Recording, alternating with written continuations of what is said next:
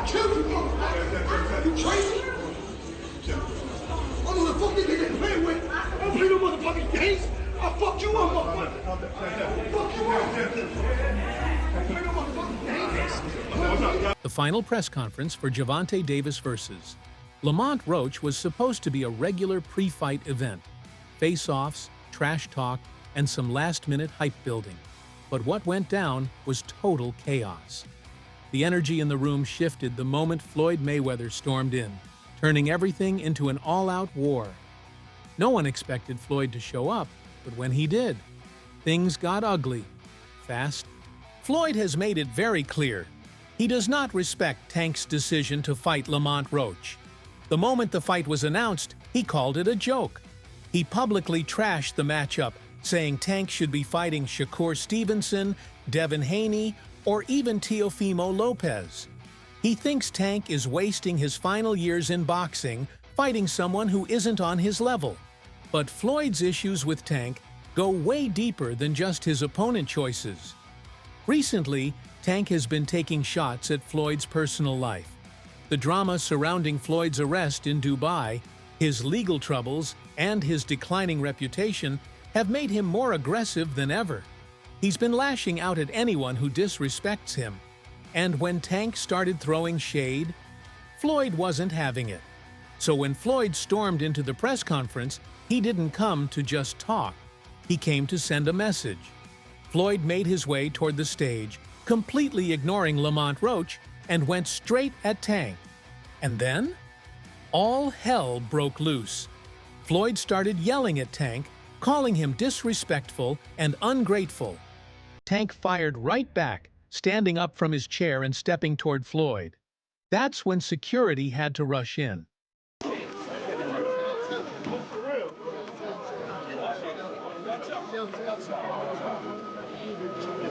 Meanwhile, Lamont Roach was just standing there, watching it all go down. This was supposed to be his moment, but all the attention was on the ongoing war between Floyd and Tank.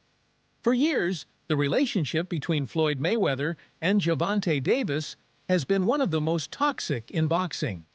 When Floyd left Bob Arum, it's good for them to do it and become their own boss. And then if another guy does it, it's not good for the sport. He's disloyal. And what's wrong with Tank saying he want to be his own boss? And honestly, I've been there. The relationship between them two is very toxic. It's a toxic relationship. It's up and down and up and down. And I'm not going to elaborate to everything that I know, but it's a very toxic relationship. And that's why when I tweet stuff, I don't tweet often, but when I tweet, I may fire off 50 tweets in the day. And that's why when I tweeted certain things about the relationship, Tank retweeted it because he knows. Like, I'm not just going to say what it is. It's a very toxic relationship. It's back and forth.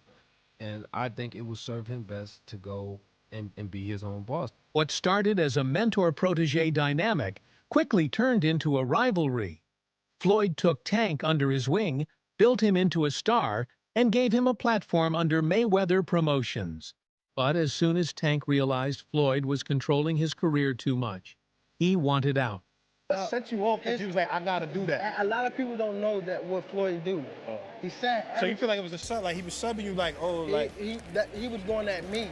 He was going at me, and I knew for sure he was going at me. That's why I went at him. There's no reason for me to go at Floyd. Yeah, that's what I was thinking. Cause I feel like y'all got, I would say love hate, but it's been like the last interview you showed them love. This week it was whatever. But is that sometimes like, you know, is it just like big bro, little bro seeing things different, or what is it to you? No, Floyd don't never. He felt as though I'm at that point where as though I passed him. And I'm doing it at a young age.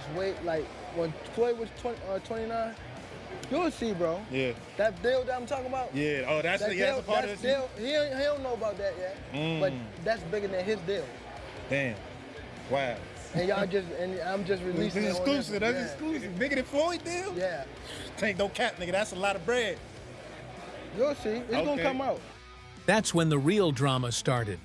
Tank left Mayweather Promotions, made it clear he didn't need Floyd anymore, and ever since then, they've been at each other's throats. Has the time come, gotta ask you this, has the time come for Tank Davis to take control of his own career and leave Mayweather Promotions? It don't necessarily have to be leave Mayweather Promotions. It's about just becoming that man, handle your own responsibility, your own priority. So I feel as though it's my career, so I feel as though I need to be the one to control my career. You know what I mean? So, and it's time. You know what I mean? Everybody don't need to, have them training wheels on them forever. You know what I mean? It's time to, ride their own bike without training. Floyd has constantly downplayed Tank's success, acting like he's still responsible for everything Tank has accomplished. Tank, on the other hand, refuses to give Floyd any credit. Not to mention things further got sour between Tank and Floyd when rumors started flying about Tank's secret affair with Floyd's daughter. Tank finally broke his silence on what happened. Do you think Floyd did that intentionally? Yeah, for sure. Yeah. Why? After so much time, after I guess again, after what we think he helped you come to the game, he gave you the spotlight. Like, why would he try to diminish your career? Cause at that time I don't want to go too deep into it, cause I don't want to bring up mine. But it was somehow that they were saying that I was messing with his daughter off of the fact that she kept Snapchatting. Okay. Kept hitting me up with Snapchat.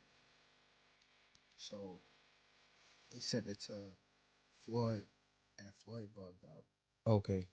So that's what made it like. And you think that was a downfall of y'all career? I mean, y'all No, it was a relationship, not downfall. career. Yeah, relationship. It wasn't a downfall of my career. I mean, our relationship, because it was more things that he was doing. Like, He scheduled a fight, I think. Now, with all the drama, it's easy to forget there's an actual fight happening. Gervonta Davis versus Lamont Roach might not have the same hype as some of Tank's other fights, but for Roach, this is the biggest opportunity of his life. Roach has been grinding for years, working his way up through the rankings while Tank has been living in the spotlight. The two fighters have a history in the amateurs, and Tank has beaten Roach every single time they fought. But Roach believes this time is different. We fought twice in the same tournament. So, yeah, we fought in the Junior Olympics, in the regionals, and we fought in the nationals. Okay. You fought in the regionals and then fought again in the nationals? Yeah. So we fought in the regionals in Baltimore, in his hometown. It was a close fight. Obviously, I thought I won. There was like an incident where a point got taken from both of us, and it only should have been him, or whatever the case may be. And we sent the tape to USA Boxing, and USA Boxing sent us an at-large bid to go to the nationals. Oh, that's what's up. Yeah, and then they put us on two different sides of the bracket, and we met up in the championship. And he took it again. Yeah, he won a close fight, and I Too thought close. I won that one too. One of the biggest storylines heading into this fight? Tank is retiring after 2025. 25 is at the next year. I'm out of it. After our second fight. You're out of it? Yeah, Care to elaborate on that? out of the sport. After our second fight. Nah, no, I'm gonna win, bro. Nah, I could tell you my fights. He's made it clear that his time in boxing is almost up, and that's why people aren't happy with his fight choices. I don't know Lamont Roach, but when you look at Shakur Stevenson, when you're looking at these other fights that he should really be fighting, he don't want to do them fights. He wants to retire. Yeah. So don't come and but don't come come at me and go, oh yeah, let's give it all, very big bollocks, and go, oh yeah, let's give him some stick, and then make out like we want the fight. And then we send an offer over, and then you fight for 15 million, and yet you fight Lamont Roach. Don't do all that. Do you know what I mean? It was a real offer. That was true then. It was a real offer. We offered. I said, listen, you keep talking shit. My promoter's going to get back to you in 48 hours. 50 minutes. Initial offer sent over. But was it Unquell didn't let him out to play? His boss didn't let him out. That's it. So he wants to talk about, 50 million. First offer. First offer. There was room to negotiate. Of course there was. But he's an idiot. I don't even know if he knows what negotiating means. This is supposed to be the final stretch of his career. And instead of facing top-tier opponents like Shakur Stevenson or Devin Haney, he's fighting Roach, a guy he's already beaten multiple times. The fact that Lamont Roach is as familiar with Tank Davis as he is, it goes beyond them fighting in the amateurs. They've spent time in camp together. He's been around Tank. He's seen Tank up close and personal, whether he's in the ring with them or not. That matters. When you know a guy's rhythm, when you know their speed, when you know what they're thinking, that changes everything, you know? Saying all this to say that because I know we got a lot of people, it don't matter. When he get hit, he going to sleep. Just wait for it. This might be a fight until he gets hit. And again, he's tasted that before. So if he gets hit and he doesn't go away, we got a fighter in our hands, you know? I think it's a good fight. I think that there's better fights for Tank Davis, but this is a good fight for him. There's also a bigger concern at play. Some people are questioning if Tank still has the same fire for boxing. Why are you retiring? What changed? What made this shit trash, garbage? If you got the opportunity to sign a prospect for GTD, who will be?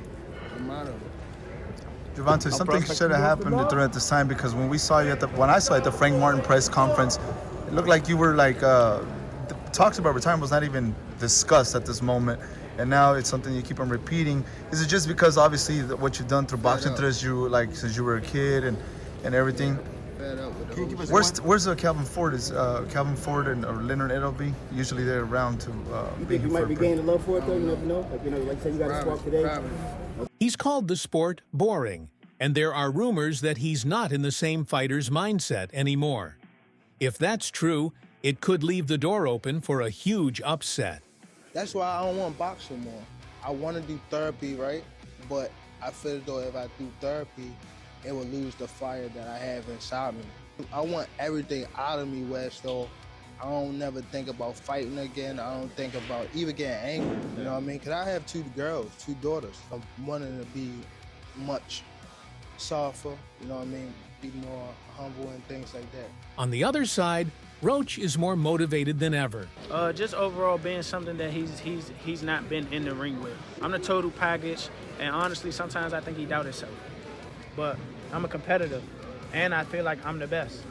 So I'm assured. When he talks about you not bringing your family, what goes through your mind when you hear him say that? I ain't worried about that. No one is taking him seriously, and that disrespect is fueling him. He's been training like a man obsessed, knowing that if he pulls off the upset, his entire career changes overnight. He claims he's the most skilled fighter Tank has ever faced, and he's been training like a man possessed to finally get revenge. Why was it so easy when he fought Frank Martin? Frank Martin was inexperienced and nervous. You know, it is what it is. It's going to be a different fight when I'm in there. He's going to be a different fighter when he's fighting me. What's your game plan? Whoop his ass. I'm always looking for a knockout. No matter what, I'm always prepared for 12 rounds. But I'm always looking for a knockout, and if I get the chance, I'm going to try to knock his head off. But the reality? Most pros aren't giving him much of a shot. No, I think Lamont Roach is a terrific fighter. He might be a little over his head with Gervonta Davis. Gervonta Davis is, to say the least, he's a beast. He really is. He's a tremendous fighter. He's a dedicated fighter when it comes to training and fighting and making sure that he's in optimal conditions when he steps inside that squared circle. It's going to be a tough night for Roach, but you can never count him out.